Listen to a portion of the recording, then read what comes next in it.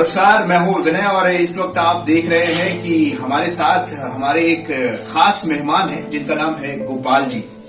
कौन नहीं जानता गोपाल जी को। बिहार के भागलपुर के रहने वाले हैं। 19-20 साल के अभी हैं। 19 साल पिछले साल थे, 20 साल में 20वें साल में घुस गए हैं और एक छोटी सी उम्र है लेकिन नाम बहुत बड़ा है इनका भाई साहब। इनकी काम की वजह से, इनका जो कद है वो काम की वजह से बड़ा हो गया है। गोपाल जी जो है इन्होंने केले के ऑब्सेस से बनाया था, कुछ चमत्कारी चीज करी थी। वो क्या थी वो खुद बताएंगे। हमारे तमाम दर्शकों को गोपाल जी सबसे पहले नमस्कार करिए, हेलो हाय करिए। हेलो नमस्कार आप सभी दर्शकों को। सबसे पहले मैं विनय भैया का धन्यवाद देता हूँ कि उन्होंने मुझे अपने प्लेटफॉर्म पे आने के लिए आमंत्रित किया, इसके लिए बहुत बहुत धन्यवाद। और मैं उतना बड़ा तो नहीं हूँ लेकिन धन्यवाद। अरे बिल्कुल।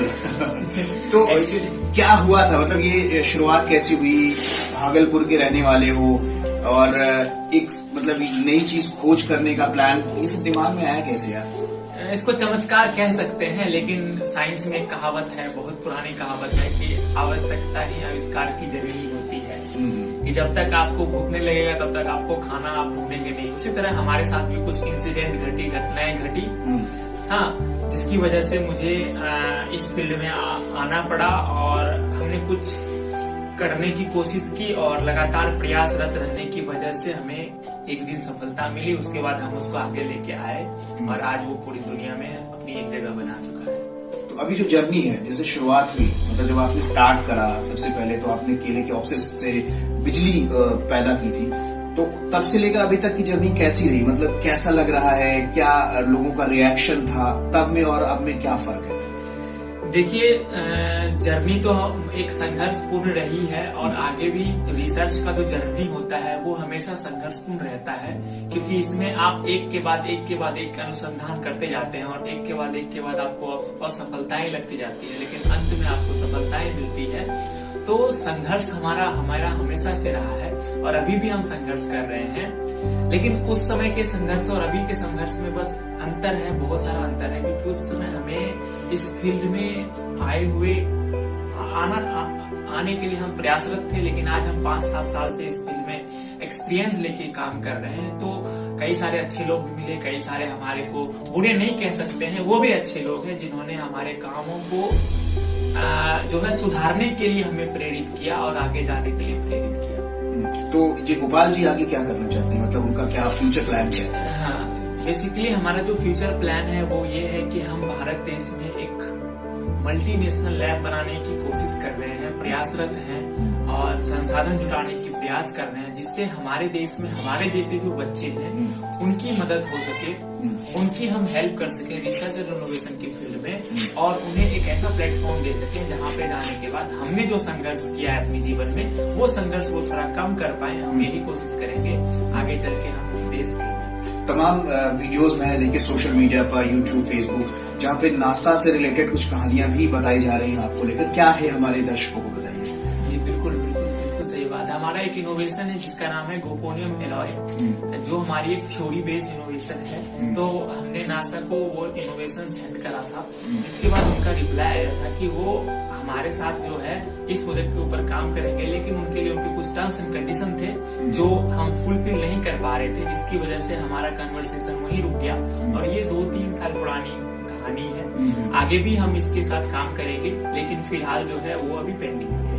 अच्छा, अभी पेंडिंग में है। अच्छा, जो बच्चे कुछ नया इनोवेट करना चाहते हैं, कुछ रिसर्च की ओर आना चाहते हैं, उनके लिए क्या कहना चाहोगे? और अभी रिसर्च कर रहे हो तो नई चीजों को इनोवेट कर रहे हो, तो इंडिया में क्या लगता है कि रिसर्च को लेकर, इनोवेटिव चीजों को लेकर कितना डिमांड है, या कितना यहाँ के लोग जागरूक हैं, या फिर कितना सपोर्ट करते हैं लोग? जी बिल्कुल आपका बहुत अच्छा क्वेश्चन है और इस क्वेश्चन का मैं एक ही आंसर देना चाहता हूँ कि इंडिया में जो भारत हमारा जो देश है उस देश की जो रिसर्च की हालत है। देखिए, 2 चीजें होती है। आप जब आते हैं साइंस की फील्ड में तो एक होता है रिसर्च, एक होता है इन्वेंशन। ठीक है, तो रिसर्च हमारे देश में बहुत हो रही है। जैसे कि चाइना ने किसी चीज का इन्वेंट किया, अमेरिका ने कोई इन्वेंट किया, उसके ऊपर हम यहाँ पे पेपर लिखते जाते हैं। तो हमारे देश में सच्चाई की बात है, हमारे देश में रिसर्च जो होता है वो पेपरों में रहता है, हकीकत में नहीं आ पाता है।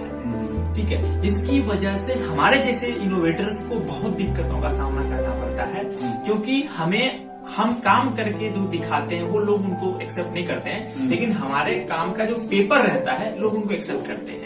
तो पेपरों में हमारे यहाँ बहुत काम होता है, लेकिन हमें उसे हकीकत में लेके आना है। तो हमारे यहाँ के जो भी बच्चे हैं उनके साथ बहुत प्रॉब्लम है, बहुत ज्यादा प्रॉब्लम है। अगर इसी तरह का प्रॉब्लम चलता रहा तो हम आज भी दूसरे देशों के ऊपर थोड़ा बहुत इनोवेशन के फील्ड में डिपेंड रह रहे हैं, आगे भी हमारा यही हालत होने वाला है। अच्छा, इस चीज में एक और सवाल निकल के आया है मेरे मन में, बिकॉज मैं भी bachelor journalism and mass communication, master journalism mass communication किया।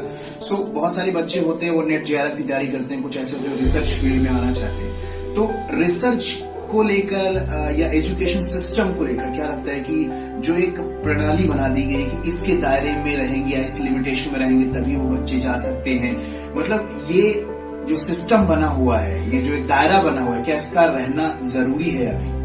बिल्कुल इसका रहना जो है बिल्कुल जरूरी नहीं है, क्योंकि रिसर्च जो होता है वो दायरे से बाहर होकर ही होता है।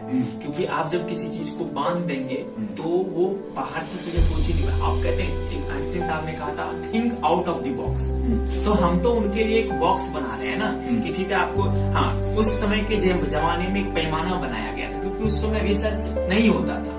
तो मतलब लोगों के लिए बना देगा, चलो ठीक है तुम करना चाहते हो तो इस पैमाने के अंदर आओ। आज क्या है, लोगों के अंदर इच्छाएं जग रही है कि हम भी कुछ नया करें, हम भी कुछ नया करें, लेकिन जरूरी नहीं है। अब मान लीजिए कि हमने काम करा हुआ है माइक्रोबायोलॉजी से, हमने काम करा हुआ है मेटलर्जी से। अब एक रिसर्चर जो होता है, एक इनोवेटर जो होता है, किसी भी साइंटिस्ट की बात कर ले, हम इंडिया के बेस्ट साइंटिस्ट, टॉप साइंटिस्ट की मैं बात कर रहा हूँ, उनसे मिला था, तो उनका जो रिसर्च था वो था क्या कहते हैं सोलर एनर्जी, लेकिन पीएचडी, लेकिन उन्होंने काम किस पे किया, मेटलर्जी पे काम किया, उन्होंने क्या कहते हैं माइक्रोबायोलॉजी पे काम किया, अभी वो हाइड्रोइलेक्ट्रिक पे काम कर रहे हैं। तो एक रिसर्चर जो होता है, एक इनोवेटर जो होता है, उसका अलग अलग फील्ड में काम होता है, तो कोई दायरा नहीं होता है। हमें इस दायरे में नहीं बांधना चाहिए। और हमारे देश में जो है प्रैक्टिकल, मान लीजिए कि हमारे देश में जो एजुकेशन सिस्टम है वो है 70-30, यानी 70 हमारा थ्योरी होता है, 30 हमारा प्रैक्टिकल होता है, ठीक है। तो लेकिन हमारे देश में 30 जो प्रैक्टिकल होता है वो भी सही से नहीं होता है, ठीक है।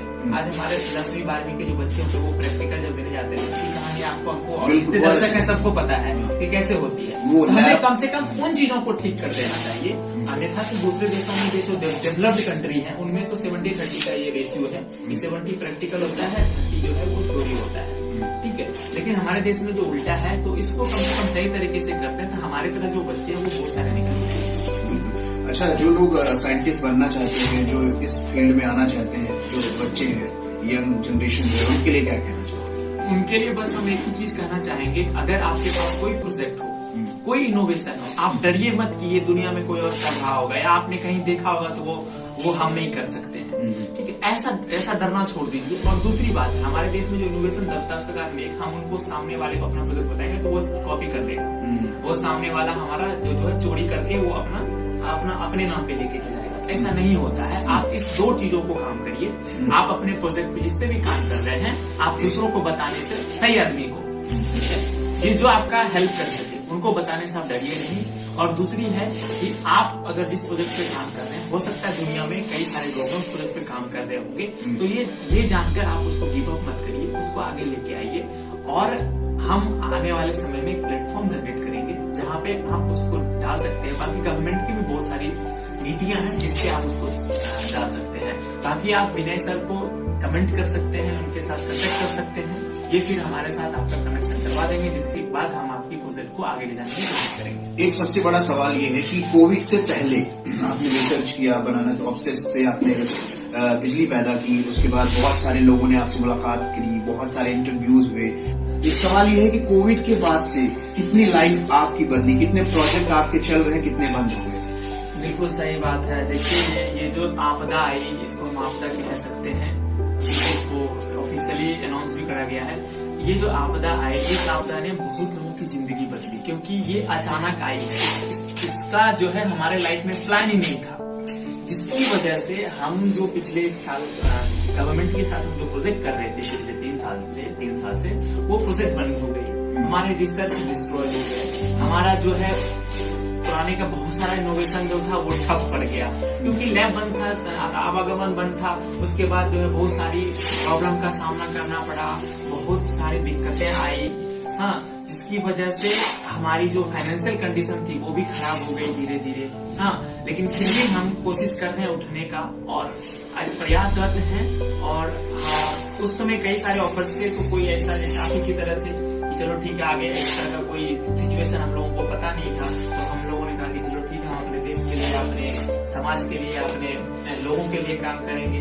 तो हम वो कर रहे थे, लेकिन अचानक से चीजें आने के बाद बहुत सारी चीजें डिस्ट्रॉय हुई, बहुत सारे प्रॉब्लम्स आए, जिसका अभी सामना कर रहे हैं। और इसमें जितने भी लोग देखते हैं उसमें बहुत सारे लोग इनका सामना कर रहे हैं। बिल्कुल बिल्कुल, कोशिश करने वालों की कभी हार नहीं होती, बस कोशिश करिए, मंजिल एक दिन बाखुद मिलेगी आपको।